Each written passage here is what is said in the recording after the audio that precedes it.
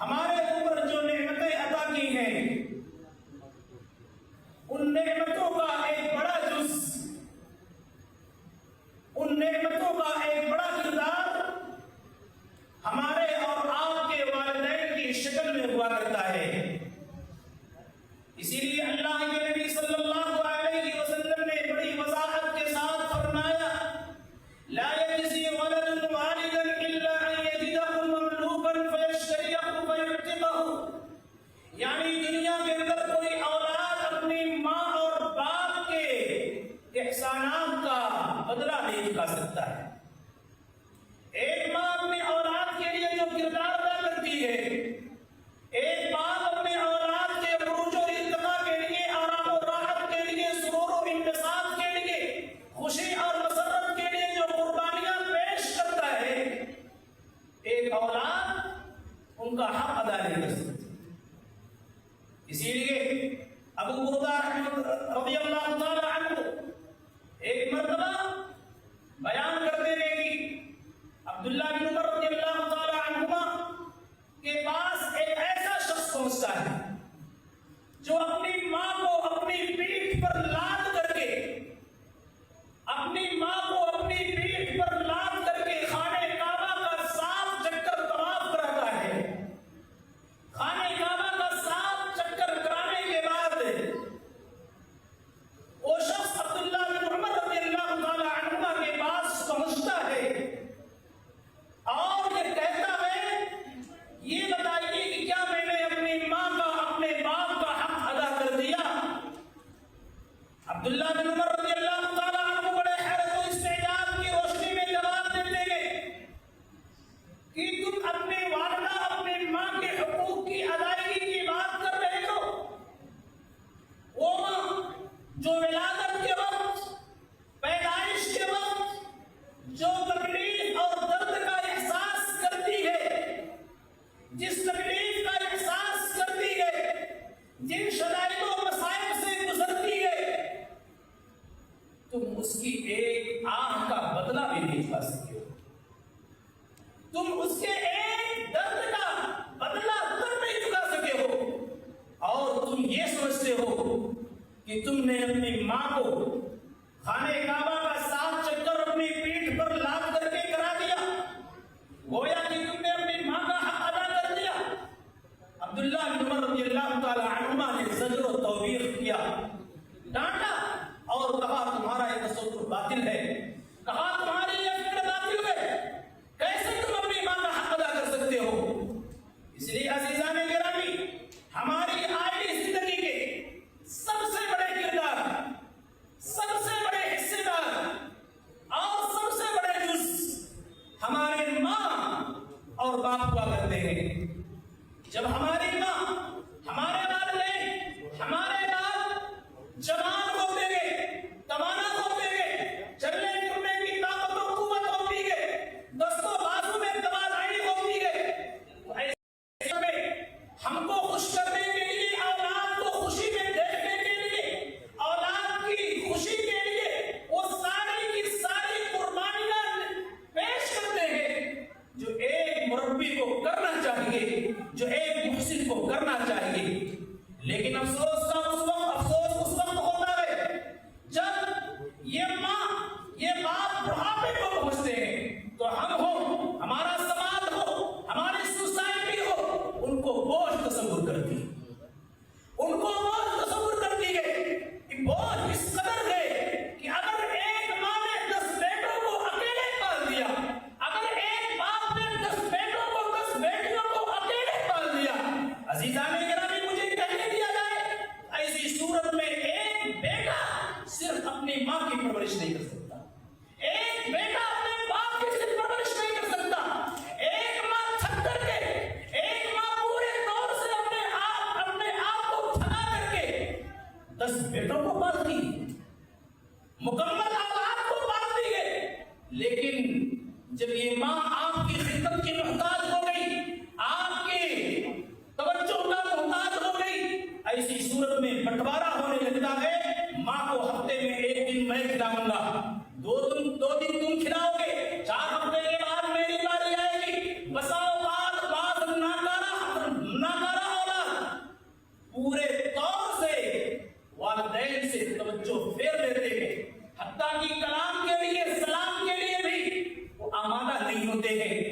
عزیزان گرامی بہت بڑے خسارے کی بات ہوگی، بہت بڑے نقصان کی بات ہوگی۔ اسی لیے زمانے جاہلیت میں ہوا کرتا تھا کہ زمانے جاہلیت میں جب ماں بوڑھی ہو جاتی تھی، جب باپ بوڑھے ہو جاتے تھے، تو ایسی صورت میں زمانے جاہلیت کی عورتیں اپنے ماں اور اپنے باپ کو پہاڑ پر لے جا کر کے چھوڑ آتے تھے۔ ان کے پیچھے یہ تصور ہوا کرتا تھا کہ اسی پہاڑ پر بھوکے پیاسے تڑپتے تڑپتے مر جائیں گے یا جانوروں کی خوراک بن جائیں گے، لیکن ہمارے دروازے پر، ہمارے در پر یہ دستک نہیں۔ عزیزان گرامی یہ زمانے جاہلیت کا تصور تھا۔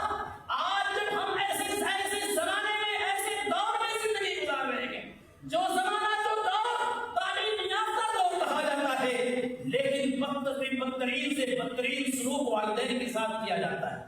عزیزان گرامی اگر آپ کے ذہن میں تصور آئے یا خیال ہے کہ ایک طرفہ بات کی جا رہی ہے تو تھوڑا میرا ساتھ دیں گے، تو آپ کے سامنے دونوں پہلو کو بیان کرنے کی کوشش کی جائے گی کہ کمیاں ایک طرف سے نہیں، کمیاں دونوں طرف سے ہیں، لیکن والدین ہر حالت میں شریعت اسلامیہ نے کہا، جیسا کہ معاذ بن جبل رضی اللہ تعالیٰ عنہ کی روایت ہے کہ معاذ بن جبل رضی اللہ تعالیٰ عنہ نے اللہ کے رسول صلی اللہ علیہ وسلم سے درخواست کیا، علمنی یا رسول اللہ، علمنی یا رسول اللہ، اے اللہ کے رسول مجھے آپ ایسی چیز کی تعلیم دیجیے، ایسے عمل کی تعلیم دیجیے کہ جب میں اس عمل کو انجام دوں تو ایسی صورت میں میرا داخلہ جنت کے اندر ہو۔ اللہ کے رسول صلی اللہ علیہ وسلم نے بہت ساری چیزوں کی طرف رہنمائی کیا، اسی میں آپ نے فرمایا اطع والدیک، یا معاذ اطع والدیک، اے معاذ تم اپنے ماں اور باپ کی فرما برداری کرو، وَإِنْ أَخْرَجَاكَ مِنْ مَالِكَ وَمِنْ كُلِّ شَيْءٍ هُوَ لَكَ، گرچہ تمہارے والدین، تمہاری ماں، تمہاری اور تمہارے باپ تمہیں تمہاری پراپرٹی سے، تمہاری جائیداد سے بے دخلی کیوں نہ کرتے، تم کو جو حق ملنا چاہیے، اگر وہ حق بھی تم کو تمہاری ماں نہیں دے رہی ہے، تمہارے باپ نہیں دے رہے ہیں، پھر بھی ہر صورت میں تمہیں والدین کی فرما برداری کرنی ہے۔ اس لیے کہ شریعت مطہرہ کہتی ہے کہ اللہ رب العالمین نے فرمایا وَإِن جَاهَدَاكَ عَلَىٰ تُشْرِكَ بِي مَا لَيْسَ لَكَ بِهِ عِلْمٌ فَلَا تُطِعْهُمَا وَصَاحِبْهُمَا فِي الدُّنْيَا مَعْرُوفًا، یعنی ہر حالت میں باپ کی، ہر حالت میں ماں کی اتباع کرنی ضروری ہے۔ عزیزان گرامی آپ قرآن کریم کی آیت کریمہ سورہ اسراء کے اندر اللہ رب العالمین نے بڑے تفصیل کے ساتھ بیان کیا، وَقَضَىٰ رَبُّكَ أَلَّا تَعْبُدُوا إِلَّا إِيَّاهُ وَبِالْوَالِدَيْنِ إِحْسَانًا۔ اس آیت کریمہ کو بہت غور سے آپ پڑھیے اور اس کے ایک ایک لفظ پر غور کیجیے کہ قرآن کریم کے بیان کرنے کا انداز اور لفظ و لہجہ کیا ہے، کیا اسلوب ہے، کیا باریکی ہے، کیا نکات قرآن کریم پیش کر رہا ہے۔ قرآن نے کہا وَقَضَىٰ رَبُّكَ أَلَّا تَعْبُدُوا إِلَّا إِيَّاهُ، سب سے پہلے سوال یہ پیدا ہوتا ہے کہ اللہ رب العالمین نے اپنی ربوبیت کے بعد، اپنی وحدانیت کے بعد، اپنی عبادت کے بعد اللہ رب العالمین نے والدین کے ساتھ حسن سلوک کی تعلیم دیا ہے۔ سوال یہ پیدا ہوتا ہے آخر ایسا کیوں؟ اس کے مفسرین نے مختلف جوابات دیے ہیں۔ پہلا جواب یہ دیا ہے کہ جس طریقے سے اللہ رب العالمین حقیقی خالق اور مالک ہے، اللہ رب العالمین نے ہم کو حقیقت میں پیدا کیا ہے، حقیقی مالک وہی ہے، اس دنیا میں آنے کا بنیادی ذریعہ اللہ رب العالمین کے بعد ہمارے ماں اور باپ ہیں۔ اس لیے اللہ رب العالمین نے اپنی عبودیت کے بعد والدین کے ساتھ احسان سلوک کرنے کا حکم دیا۔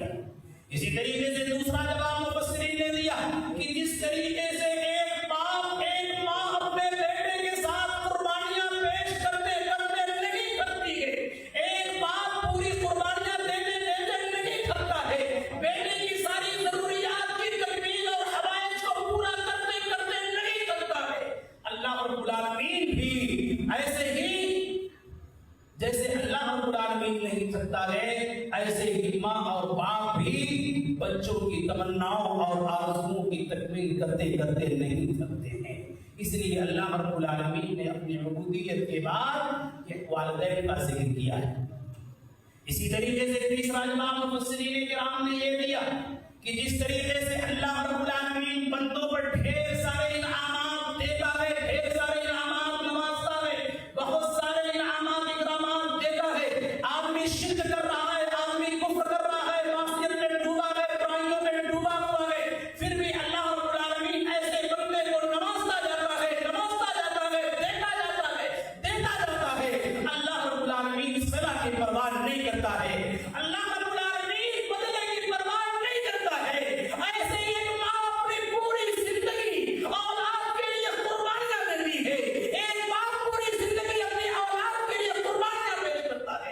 لیکن اپنی قربانیوں کا صلہ نہیں مانگتا ہے اولاد سے، اپنی قربانیوں کا بدلہ اولاد سے نہیں مانگتا ہے۔ اسی لیے اللہ رب العالمین نے فرمایا وَقَضَىٰ رَبُّكَ أَلَّا تَعْبُدُوا إِلَّا إِيَّاهُ وَبِالْوَالِدَيْنِ إِحْسَانًا۔ یہ وجہ ہوئی کہ اللہ رب العالمین نے اپنی عبودیت کے بعد ماں کا تذکرہ، باپ کا تذکرہ کیوں کیا ہے؟ اس کے بعد اللہ رب العالمین نے بڑا باریک نقطہ بیان کیا، کہا اِمَّا يَبْلُغَنَّ عِندَكَ الْكِبَرَ أَحَدُهُمَا أَوْ كِلَاهُمَا فَلَا تَقُل لَّهُمَا أُفٍّ۔ عزیزان گرامی، آیت کریمہ پر غور کیجیے۔ قرآن پڑھنے والی کتاب ہے، قرآن تعویذ لٹکانے والی کتاب نہیں، تبرک والی صرف کتاب نہیں ہے، قرآن کو صرف کپڑے میں لپیٹ کر کے داخل حصہ بنانے والی کتاب نہیں ہے، قرآن ہماری زندگیوں میں انقلاب برپا کرنے والی کتاب ہے، ہماری زندگیوں میں بدلاؤ پیدا کرنے والی کتاب ہے، ہم کو شرک کی غلاظت سے توحید کے راستے پر لا کر کے کھڑا کرنے والی کتاب ہے۔ اور ایسی کتاب کو آج ہم نے تاکہ سے کسی نے نسیہ بنا دیا ہے۔ عزیزان گرامی، ہمارے اہل حدیثوں کا معاملہ تو یہ ہے کہ اہل حدیث تو قرآن پڑھتا ہی نہیں، اہل حدیث تو قرآن کی تلاوت کرتا ہی نہیں ہے۔ اہل حدیث کے گھروں میں جو قرآن کپڑوں میں لپیٹ کر رکھا جاتا ہے، سب سے اوپر والے طاق میں رکھا جاتا ہے، سب سے اوپر والی الماری میں رکھا جاتا ہے۔ اگر کبھی پڑھنے کی توفیق بھی اللہ رب العالمین دے تو کبھی ایسا بھی ہو سکتا ہے چلو اتنے اوپر ہے کون اٹھانے جائے گا، چھوڑو کل تلاوت کر لیں گے، پورا سال ضائع ہو جاتا ہے۔ قرآن پڑھنے والی کتاب، صحابہ کرام کے پاس کوئی دوسری طاقت نہیں تھی، کوئی دوسری دولت نہیں تھی، پوری دنیا کو اپنے سامنے چھکا دیا تھا، اپنے پیروں پر چھکا دیا تھا، دنیا ان کی پاور، ان کی طاقت کو ماننے پر آمادہ ہو چکی تھی، کوئی طاقت نہیں تھی، کوئی طاقت نہیں، صرف اس کی کتاب اللہ اور سنت رسول کو اپنا حصے سے جا بنایا تھا۔ پوری دنیا ہم کو دے دیا تھا، پوری دنیا ہم کو دے دیا، 57 ممالک کو صحابہ کرام نے دیا، 57 مسلم ممالک ہیں، ان کی ذیل سر آئے صحابہ کرام کی قربانیاں تھی۔ قربانیاں کیا تھی؟ صرف اور صرف قرآن کی بدولت تھی۔ یہ قرآن پڑھنے والی کتاب ہے۔ کہنا کیا چاہتا؟ اللہ نے کہا اِمَّا يَبْلُغَنَّ عِندَكَ الْكِبَرَ أَوْ أَحَدُهُمَا كِلَاهُمَا فَلَا تَقُل لَّهُمَا أُفٍّ۔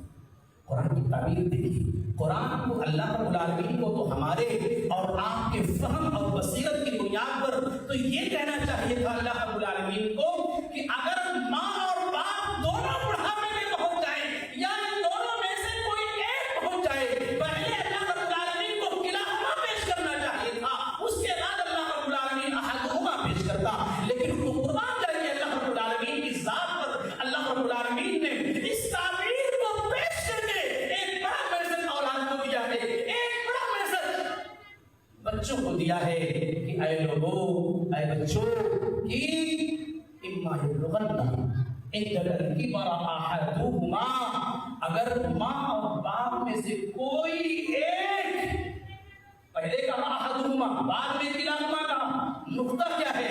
کہا کوئی ایک بڑھاپے کو پہنچ جائے، کیوں؟ اس اور بعد میں کہا کلاہما، دونوں جب پہنچ جائیں، اس کے پیچھے باریک نقطہ یہ ہے کہ جب ماں زندہ ہوتی ہے، باپ زندہ ہوتے ہیں، ماں اپنی تکلیف باپ سے کہہ لیتی ہے، باپ اپنی تکلیف ماں سے کہہ لیتا ہے، باپ اپنی خوشی کا اظہار ماں سے کر لیتا ہے، ماں اپنی خوشی کا اظہار باپ سے کر لیتی ہے، دونوں ایک دوسرے سے اپنے غم اور خوشی کو شیئر کر لیتے ہیں، اپنے اوپر آنے والی مصیبتوں کو چھین لیتے ہیں، ایک دوسرے میں اپنے غم کو بانٹ دیتے ہیں، لیکن جب ماں تنہا اکیلے بچ گئی، باپ تنہا اکیلے بچ گیا، عزیزان گرامی، وہ ماں کس کے پاس جا کر کے اپنی حالت کو پیش کرے گی؟ وہ باپ کس کے سامنے جا کر کے اپنی ضرورت کو پیش کرے گا؟ لہذا اے لوگوں، اے اولادوں، اگر ماں اکیلے ہے تو اسی صورت میں تمہاری توجہ زیادہ ہونی چاہیے، اس لیے ماں کسی سے اپنی ضرورت کہہ نہیں سکتی ہے، باپ اپنی ضرورت کسی سے کہہ نہیں سکتا ہے، کسی کے سامنے آنسو گرا نہیں سکتا ہے، کسی کے سامنے رو نہیں سکتا ہے، اس لیے کہ جوڑا جا چکا ہے، اس لیے کہ باپ کا انتقال ہو چکا ہے، ماں روئے تو کس کے باپ روئے، بہو کے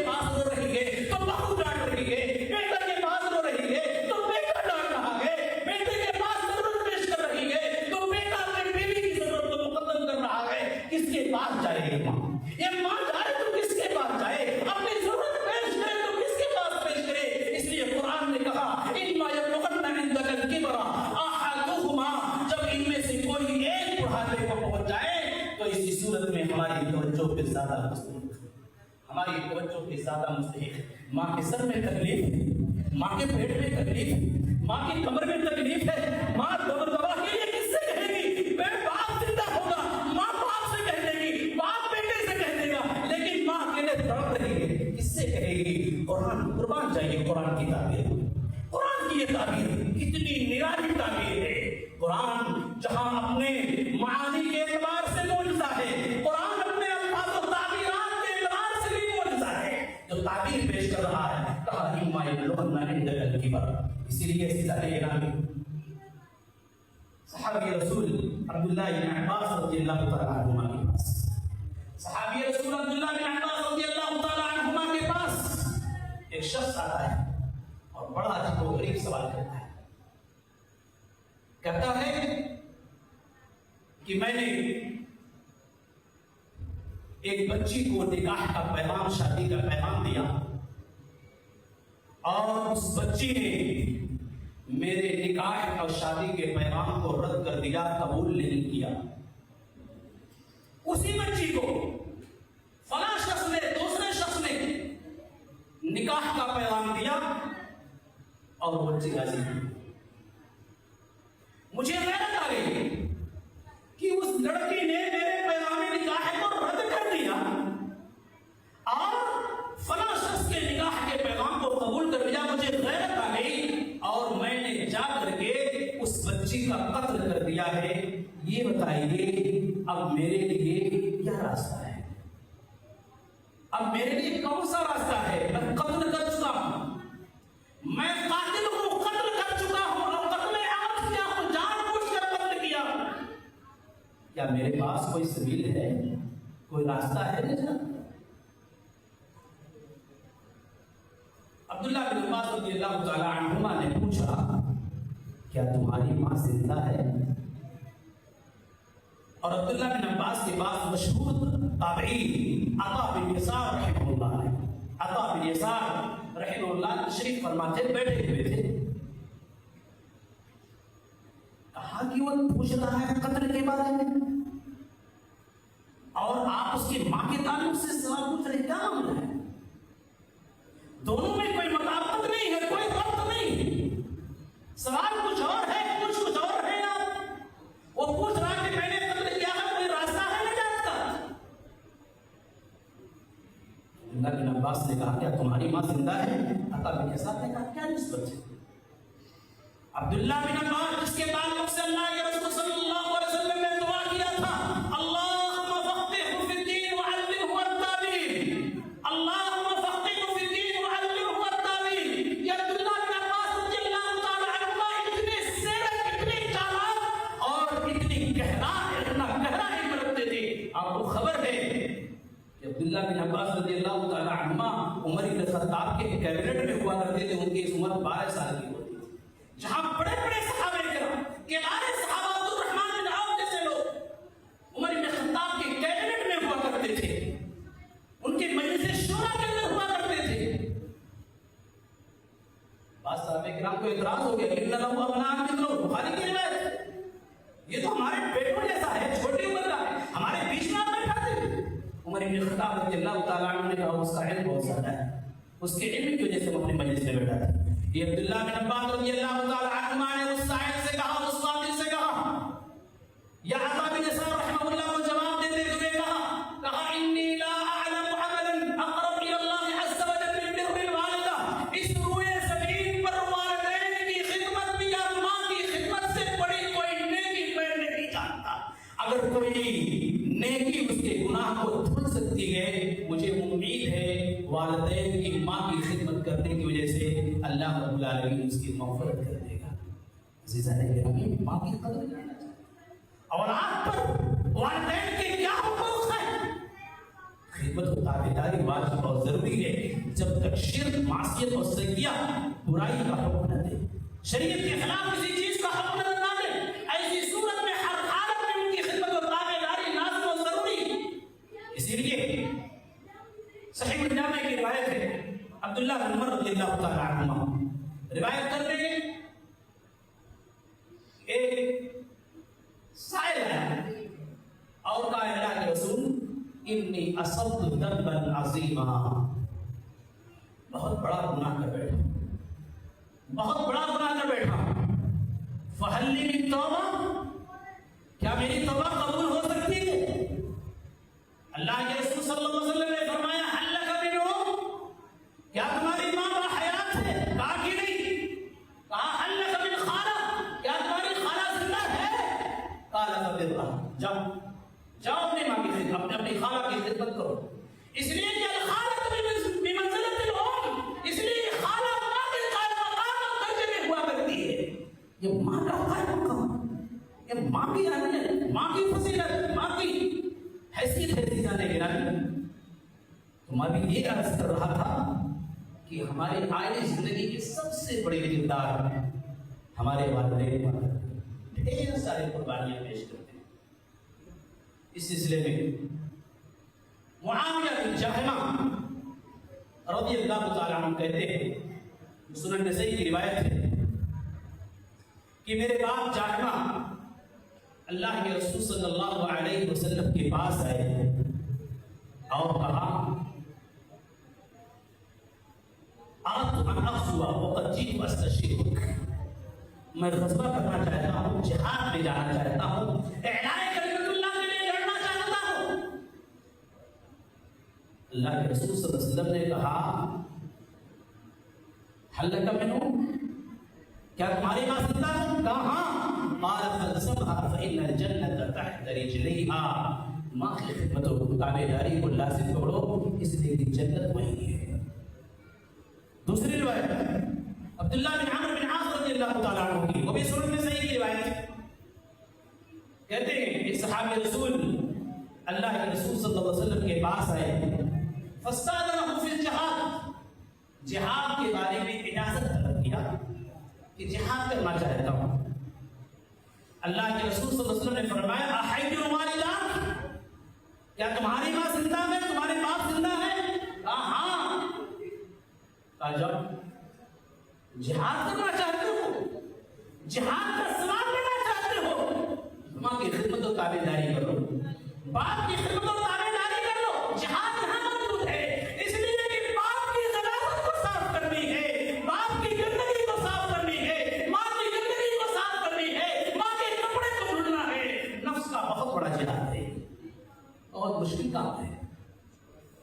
اسی لیے مجاہد بن جبر جو مشہور تابعی ہیں، عبداللہ بن عباس رضی اللہ تعالی عنہ کے مشہور شاگرد ہیں، وہ کہتے ہیں اگر ایک لڑکے کو والدین یا والدین میں سے کوئی ایک بڑھاپے کو پہنچ رہا ہے، اگر ایک بچے کو ماں کی غلاظت، ماں کی گندگی بھی صاف کرنے کی ضرورت پڑے، باپ کی غلاظت اور گندگی بھی صاف کرنے کی ضرورت پڑے، تو ایسی صورت میں ماں کی غلاظت، باپ کی غلاظت بھی اسے صاف کرنی ہوگی۔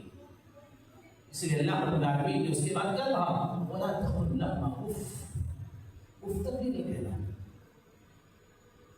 اف تک بھی نہیں کہنا۔ اف کیا ہے؟ بھئی ماں نے کوئی جملہ کہا، باپ نے کوئی جملہ کہا اور آپ کو جملہ اچھا نہیں لگا، آپ نے سے کہتے ارے افسوس کا اظہار کر دیا، کچھ نہیں کہا، آپ نے صرف اتنا کہہ دیا، وہ نہیں کہنا چاہیے تھا۔ شریعت نے اس کو بھی حرام کرا دیا۔ اس لیے حسن بن علی رضی اللہ تعالیٰ عنہ کہتے ہیں لو علم اللہ شیئا من العقوق ادنى من اف لحرمه، اگر اللہ رب العالمین کے ہاں اف سے بھی ادنا اور کم تر کوئی درجہ معصیت اور نافرمانی کا ہوتا تو اللہ رب العالمین اسے بھی حرام قرار دے دیا۔ ولا تقل لهما اف ولا تنهرهما وقل لهما قولا كريما۔ قول کریم کیا ہے؟ اس سلسلے میں سعید المسیب رحمۃ اللہ علیہ نے کہا کقول العبد المذنب للسید الفظ، یعنی ایک ایسا غلام جو غلطی کر بیٹھا ہے، جو جرم کر بیٹھا ہے، مجرم ہے، گنہگار ہے، ایسا غلام جو مجرم ہے، گنہگار ہے، اپنے سخت ترین آقا اور سردار کے سامنے کس انداز میں کھڑا ہوگا، کس انداز میں گفتگو کرتا ہے، اسی انداز میں گفتگو کرنی ہے۔ باپ کے سامنے سینہ نہیں تاننا ہے، باپ کے سامنے اکڑ کے نہیں چلنا ہے، باپ کی آواز پر آواز نہیں بلند کرنی ہے۔ عزیزان گرامی، موضوع نہایت خطرناک ہے، بہت تفصیل طلب ہے، بہت سارے شق ہیں اس کے، اور اسی میں آپ اس چیز کو دیکھیں کہ عام طور سے سماج میں یہ ہے، ایک باپ بہو لانے کے لیے ڈھیر ساری کوششیں کرتا ہے، ڈھیر ساری کوششیں کرتا ہے، بہت سارے شادیانے بجاتا ہے، خوشیاں مناتا ہے کہ ہمارے گھر میں بہو آنے والی ہے۔ سماج میں کیا تصور ہے؟ آج لڑکیاں تھوڑی سی تعلیم یافتہ کیا ہو رہی ہیں، اپنے آپ کو ماڈرن دور کے حوالے کرتی جا رہی ہیں، اور گھر میں پہنچتے ہی فوراً اپنے حقوق کا مطالبہ شروع کر دیتی ہے۔ یہ میرے شوہر کا ہے، میں آپ کی خدمت نہیں کر سکتی۔ شوہر یعنی ساس کی سسر کی خدمت کرنا ہمارے لیے ضروری نہیں، ہم نہیں کر سکتے۔ آپ کا بیٹا ہے، آپ کی خدمت کرے گا، ہم آپ کی بہو ہوتے ہوئے ہم آپ کی خدمت نہیں کر سکتے۔ غلط ہے یہ سوچ۔ شیخ صالح الفوزان رحمۃ اللہ حفظہ اللہ نے اس سلسلے میں جو فتویٰ دیا، کہا کہ اگر ایک شوہر اپنی بیوی کو اس بات کا حکم دے رہا ہے کہ مجھے ضرورت ہے کہ تو میرے ماں اور باپ کی خدمت کر، تو اسی صورت میں تجھے کرنا ضروری ہے۔ اور دلیل کیا ہے؟ دلیل جابر بن عبداللہ رضی اللہ تعالیٰ عنہ، بخاری کی روایت، جابر بن عبداللہ رضی اللہ تعالیٰ عنہ نے ایک سیدہ عورت سے شادی کیا، سیدہ عورت سے شادی کیا۔ اللہ کے رسول صلی اللہ علیہ وسلم نے جب دیکھا کہ وہ شادی کر رہی ہے تو آپ نے فرمایا تزوجت، تم نے شادی کیا ہے؟ کہا ہاں۔ کہا کس سے شادی کی ہو؟ سیبا ام بکرا، باکرا سے کی ہو یا سیبہ سے کی ہو؟ کہا سیبہ سے کی ہو۔ کہا فحلا بکرا تلاعنها وتلاعن تزاحمها وتزاحم، کیوں نہیں تم نے کسی باکرا سے کر لیا؟ وہ تم کو کھلاتی، تم اس کو کھلاتے، تم اس کے ساتھ میں بندوز ہوتے، وہ تمہارے ساتھ میں بندوز ہوتی۔ اس سے ایک چیز اور معلوم ہے کہ بارات کا بہت زیادہ شوق ہے لوگوں کو۔ یہاں جابر بن عبداللہ نے شادی کر لیا، نبی کو خبر نہیں، نبی کو پوچھنا پڑا کیا تم نے شادی کی ہے؟ نبی کی اتنی بڑی شخصیت، محترم شخصیت، کو کوئی خبر نہیں۔ یعنی بارات کا تصور غلط تصور ہے، ناجائز تصور ہے، غیر مسلموں کا کے تصورات میں سے ہندوانہ رسم ہے، غیروں کی افکار و خیالات سے تعلق رکھتا ہے۔ اس لیے بارات لے جانا یہ صرف اور صرف ڈکیتی، یہ صرف اور صرف چوری ہے جو کھلے عام مہذب انداز میں کی جا رہی ہے۔ اس کے بعد جابر بن عبداللہ رضی اللہ تعالیٰ عنہ نے جو جواب دیا، کہا اللہ کے رسول میں اس لیے شادی نہیں کیا ہوں باکرا سے، اس لیے کہ جب میرے باپ عبداللہ کا انتقال ہوا تھا تو 9 بیٹیاں چھوڑ کر مرے تھے۔ بعض روایات کے اندر 7 کا تذکرہ ہے کہ 7 بیٹیاں چھوڑ کر کے میرے والد کا انتقال ہو گیا۔ اب ان بہنوں کی نگہداشت، ان کی حفاظت، ان کی رعایت اور ان کی دیکھ ریکھ میرے لیے بڑا مشکل کام تھا۔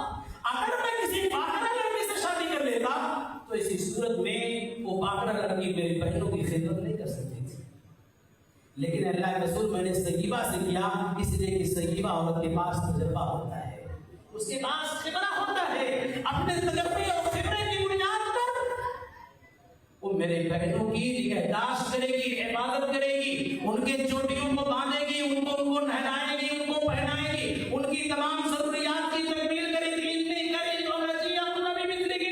اے اللہ کے رسول، میں باکرا عورت کو لانے سے میں نے مغرور سمجھا، اس لیے کہ وہ امرأۃ تقوم علیہن وتصلحہن، ایسی عورت سے شادی کیا تاکہ اس کی نگہداشت کر سکے۔ یہ حدیث کیا بتا رہی ہے؟ یہ حدیث یہ بتا رہی ہے کہ جابر بن عبداللہ کی بیوی جابر بن عبداللہ رضی اللہ تعالیٰ عنہ کے بہنوں کی خدمت کر رہی تھی۔ جب بہنوں کی خدمت جابر بن عبداللہ کی بیوی کر سکتی ہے تو ایک بہو اپنے ساس اور سسر کی خدمت کیوں نہیں کر سکتی؟ ایک ساس بیچاری تڑپتی رہتی، کتنی خوشی سے بیٹے کی شادی کرتی، لیکن جیسے کہ بہو آئی ایسی صورت میں ماحول پورے گھر کا تبدیل ہو جاتا ہے۔ طرفین سے معاملہ میں نے پہلے کہا، معاملہ طرفین سے، غلطیاں دونوں طرف سے ہے، گھروں میں ناجائزیاں ہیں۔ ابھی شیخ البیان سلفی حفظہ اللہ گھروں میں خوشگوار زندگی کے تعلق سے گفتگو کر عزیزان گرامی انہیں میں سے ایک چیز یہ بھی ہے کہ جب شادی ہو جاتی ہے تو ماں اور باپ ٹیڑھا دیکھنے والا چشمہ پہن لیتے ہیں. جب بیٹی کی شادی ہو جاتی ہے تو ماں ایسا چشمہ پہن لیتی ہے, باپ ایسا چشمہ پہن لیتا ہے کہ بہو کی ہر چیز ٹیڑھی دکھتی ہے, ہر چیز. مثلا آپ کے گھر میں بیٹی بہن ہے, اگر وہ ایک گلاس دودھ لے کر کے جا رہی ہے اور بیٹی سے دودھ گر گیا تو ماں کہتے ہیں ٹھیک ہے کوئی بات نہیں, غلطی سے ہاتھ لگ گیا ہوگا, پھسل گیا ہوگا, کوئی بات نہیں, چلو دوسرے دن دودھ آ جائے گا, کوئی بات نہیں. لیکن خدا نخواستہ اگر یہ غلطی ایک بہو سے ہو جاتی ہے عزیزان گرامی, پورے گھر کو جلا دیا جاتا ہے. ایک بہو کی عزت و آبرو کو نیلام کرنے کی کوشش کی جاتی ہے, ایک بہو کی عزت کو اچھالا جاتا ہے, ایک بہو کی عزت کو تاکال کیا جاتا ہے. اور یہ کہا جاتا ہے اگر بہو سے دودھ گر گیا, کیا تمہارا ہاتھ ٹوٹ گیا ہے کیا, تمہارا ہاتھ ٹوٹ گیا ہے کیا, تمہاری ماں نے اتنی سنسکار کو نہیں سکھایا, اتنی ادب اور تہذیب کو نہیں سکھایا, تمہارے باپ نے کیا سکھایا ہے, تمہارے خاندان کے لوگ ایسے ہیں, تمہارے قبیلے کے لوگ ایسے ہیں. یہ کون سا نظریہ ہے؟ بیٹے کو نظریہ بدلنے کی ضرورت نہیں ہے, ماں اور باپ کو بھی اپنا نظریہ بدلنے کی ضرورت ہے. کتنا بڑا فرق ہو رہا ہے, کتنا بڑا فرق ہو رہا ہے. اگر یہ بہو کہہ رہے میں خدمت نہیں کروں گی تو ایسی صورت میں جیسے آپ یہ تصور کر رہے ہیں, جیسے آپ یہ تصور کر رہے ہیں کہ آپ کی لڑکی آپ کے داماد کے ساتھ بیٹھ کر کے کھائے, وہاں تو آپ کو محبت دکھتی کہ کتنی اچھی محبت, میرا داماد میرے بیٹی سے کتنی محبت کر رہا ہے. لیکن جب بہو کے ساتھ بیٹا کھاتا ہے تو آپ تو یہ کہہ دیتی ہیں بیٹے نے تعویذ پہن رکھی ہے, بیٹے نے تعویذ پہن رکھی ہے, ساس نے کھول کر کے پلا دیا ہے, ساس نے نہ جانے کہاں سے جادو کرا دیا ہے. نظریہ غلط ہے, تصور باطل ہے, کسی نے تعویذ نہیں پہنایا, کسی نے کھول کر کے نہیں پہنایا. آپ کا دماغ خراب ہو گیا, دماغ پورے طور سے پنچر ہو چکا ہے, دماغ خرابی کی طرف جا رہا ہے. اگر آپ یہ سوچتی ہے آپ کی بیٹی عزت کے ساتھ اپنے میدے میں رہے, آنے والی بہو بھی کسی کی بیٹی, آنے والی بہو بھی کسی کی بیٹی ہے. اور میں یہ مانتا ہوں اگر کوئی ماں کوئی باپ اپنی بہو کو تکلیف دیتا ہے گویا کہ اپنے بیٹے کو تکلیف دیتا ہے. یہ میرا اپنا ماننا ہے. کیوں؟ اس لیے کہ جب بیوی تکلیف میں ہوگی بیٹا خود ٹینشن میں آ جائے گا, کرو کیا کروں, ماں کو ڈانٹوں, بیوی کو ڈانٹوں, کیا کروں, یہ ہمارے گھروں کا مسئلہ ہے. عزیزان گرامی, تو میں یہ کہہ رہا تھا آپ ایک طرفہ معاملہ بننے کی خدمت و تابعداری لازم و ضروری ہے, خدمت و تابعداری کے ساتھ ساتھ ہمیں بھی گھر کا ایک مضبوط حصے دار, گھر کی ایک مضبوط اور مستحکم جز بہو ہوتی ہے. بہو کو جب آپ بہو بنا کر کے لائیں گے, بہو کو اگر عورت کی شکل میں لائیں گے تو وہ زحمت ہے, بہو کو عورت کی شکل میں لانے کی صورت میں مصیبت ہے. لیکن جب بہو کو صالحہ عورت کی صورت میں لائیں گے تو یقیناً وہ گھر جنت بنے گا. صالحہ نیک عورت کی شکل میں لائیں گے وہ گھر جنت بنے گا. اس لیے کہ شریعت مطہرہ نے کہا الدنیا کلها متاع وخیر متاع الدنیا المرأة الصالحہ. اور دوسری روایت میں مسلم احمد کی روایت ہے, اللہ کے رسول صلی اللہ علیہ وسلم نے فرمایا اربع من السعادہ, چار چیزیں سعادت مندی ہیں, چار چیزیں سعادت مندی ہیں. ان میں سے ایک چیز آپ نے فرمایا المرأة الصالحہ. المرأة الصالحہ کے بعد اللہ کے رسول نے کہا والمسکن الواسع, والمسکن الواسع, نیک بیوی اور بڑا گھر. اگر بیوی نیک نہیں ہے اور گھر بڑا